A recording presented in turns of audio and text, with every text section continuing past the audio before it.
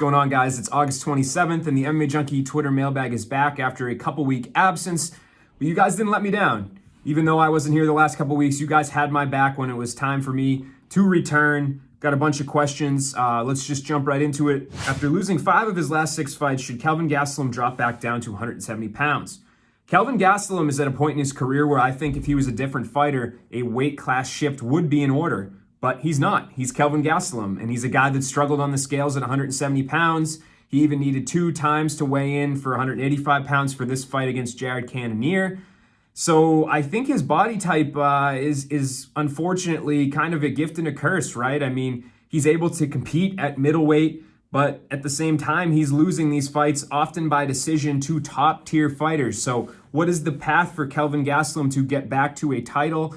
I'm not sure. I honestly don't know what he can do because he's lost to a lot of the top contenders at 185 pounds. He's been competitive. He's gone the distance with champion Israel Adesanya in a great fight. He's gone the distance with Jared Cannonier. He's gone the distance with a few other contenders. So it's very confusing as to what his next move should be. Now, if he comes to the realization that welterweight, he could not make that mark because of something he was doing, whether it was discipline, whether it was diet, then that's a different story. But for a guy that is getting older, he's only 29, but he's older than the last time he tried to cut to welterweight, it's a bit concerning for me to think that all of a sudden he'll be able to drop down to 170 pounds and make that weight. So unfortunately, I think he's kind of stuck here at middleweight. He's going to have to figure things out. Again, I don't think he's doomed because he showed that he can compete in main events, he can compete in 5-round fights, and he can fight tough guys.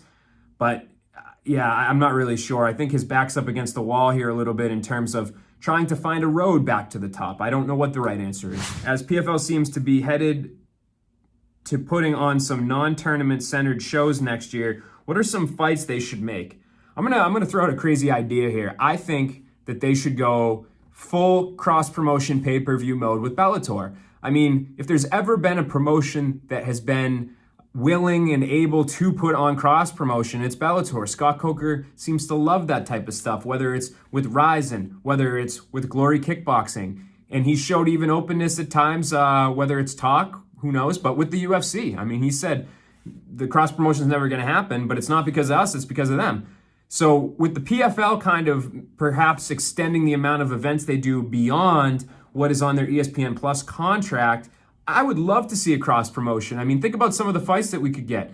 Obviously, we'll have to see what champions come out of PFL this year, but AJ McKee versus Brendan Loughnane, stuff like that. I mean, I would dig that so much. You could get Fedor, who knows, Fedor versus Verdum or Fedor against another, legendary heavyweight if they want to bring in Junior Dos Santos or even Alistair Overeem at this point, all the stuff we had talked about before the Tim Johnson booking. I think there's a lot of material there for the PFL, Bellator to do this cross-promotion. PFL CEO Don Davis has even tweeted at Bellator saying maybe Kayla Harrison and Cyborg could be a thing. So think about that. That's your headlining fight right there. I hope we see the cross-promotion in 2021 or 2022. Last question from my man Zane Bando. What is the most stacked UFC card in September and why? Easiest question you've ever asked me, Zane. UFC 266. It's one of those pay-per-views that perhaps does not extend past our MMA little sphere circle that we have of hardcores and people that really know the fighters. But I don't care. It's a great pay-per-view. It's from top to bottom. It's got a lot of big names. It seems to just keep adding big names. We had the addition of Dan Hooker last week. But I mean, you look at that main card, you got Volkanovski versus Ortega, the title fight everyone's been waiting for. You've got a supporting title fight in Valentina Shevchenko versus Lauren Murphy. Robbie Lawler versus Nick Diaz, a bonus 5-round fight with the return of Nick Diaz. That's phenomenal. Then you got Curtis Blades versus Jairzinho Rozenstruik. You got Jessica Andrade versus Cynthia Calvillo. That's the main card. And then you got guys like Marlon Moraes versus Merab Dvalishvili and Dan Hooker versus Nasrat Hakparas on the prelims.